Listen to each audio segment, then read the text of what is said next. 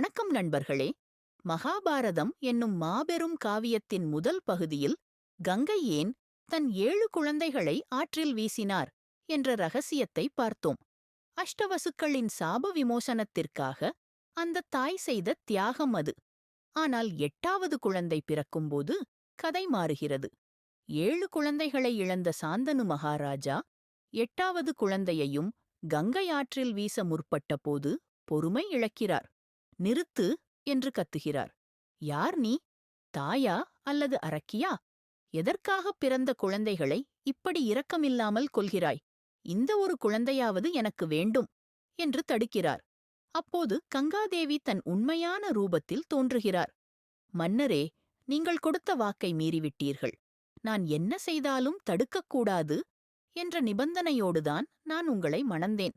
இப்போது தடுத்துவிட்டீர்கள். இந்த 8வது குழந்தை பூமியில் வாழ்ந்தே தீர வேண்டும். இவன் பெயர் தேவவிரதன். இவனை இப்போதே என்னுடன் அழைத்துச் செல்கிறேன்.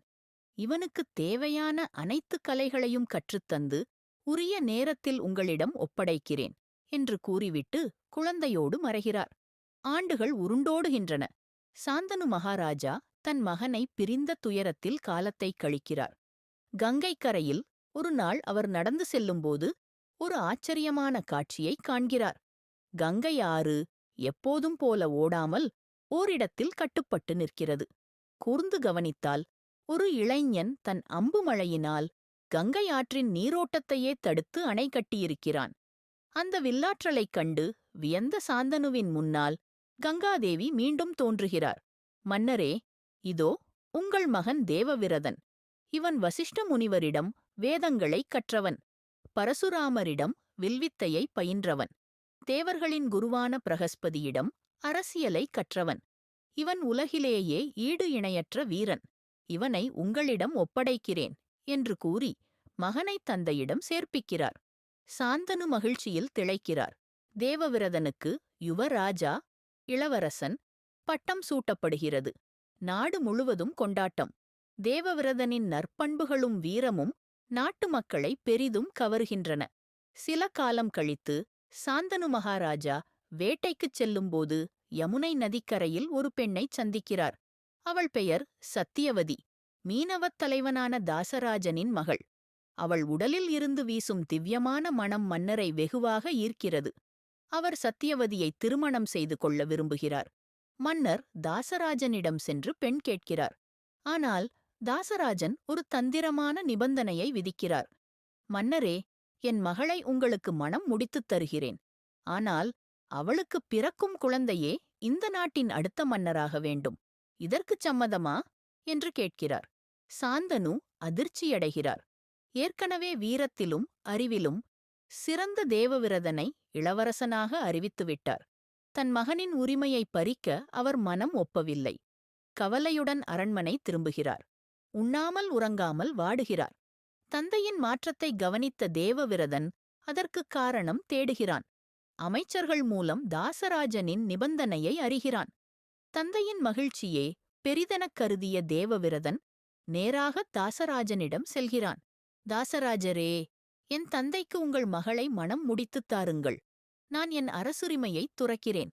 சத்தியவதியின் மகனே அடுத்த மன்னராவான் என்று உறுதியளிக்கிறான். ஆனால் தாசராஜன் விடவில்லை. தேவவிரதா, நீ தர்மவான், நீ அரசுரிமையை விட்டுவிடலாம். ஆனால் உனக்குப் பிறக்கும் பிள்ளைகள் நாளை என் பேரன் உரிமையைக் கேட்டால் என்ன செய்வது? அப்போது போர் மூளுமே என்று கேட்கிறார். அப்போதுதான் அந்தச் சரித்திரப் புகழ்பெற்ற சபதம் பிறக்கிறது. தேவவிரதன் ஆகாயத்தைப் பார்த்து கைகளை உயர்த்துகிறான். இந்த உலகம் அறியச் சொல்கிறேன். என் தந்தைக்காக நான் அரசுரிமையைத் துறப்பது மட்டுமல்ல, இன்று முதல் நான் நித்திய பிரம்மச்சாரியாக இருப்பேன். எனக்குத் திருமணமே கிடையாது. எனக்கு வாரிசுகளே உருவாக மாட்டார்கள். சத்தியவதியின் பிள்ளைகளே இந்த நாட்டை ஆள்வார்கள். இந்த கொடூரமான சபதத்தைக் கேட்டு தேவர்கள் ஆகாயத்திலிருந்து மலர் தூவுகிறார்கள். பீஷ்மா, பீஷ்மா, பயங்கரமான சபதம் எடுத்தவர் என்று குரல் ஒலிக்கிறது. அன்று முதல் தேவவிரதன் பீஷ்மர் என்று அழைக்கப்படுகிறார். பீஷ்மர் சத்தியவதியை தன் தேரில் அழைத்து வந்து தந்தையிடம் ஒப்படைக்கிறார். தன் மகனின் தியாகத்தைக் கண்டு சாந்தனு கண்ணீர் வடிக்கிறார். மகனுக்கு இச்சை மரணம் தான் விரும்பும்போது மட்டுமே உயிர் பிரியும் வரத்தை அளிக்கிறார். தந்தைக்காகத் தன் வாழ்க்கையையே தியாகம் செய்த பீஷ்மரின் இந்தப் பயணம் மகாபாரதப் போரின் இறுதி வரை எப்படித் தொடரப் போகிறது? ஹஸ்தினாபுரத்தின் சிம்மாசனம் யாரைச் சேரப்போகிறது?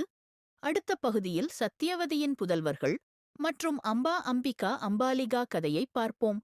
இந்த வீடியோ உங்களுக்கு பிடித்திருந்தால் லைக் செய்யுங்கள், உங்கள் நண்பர்களுடன் பகிர்ந்து கொள்ளுங்கள். மறக்காமல் சப்ஸ்கிரைப் செய்யுங்கள்.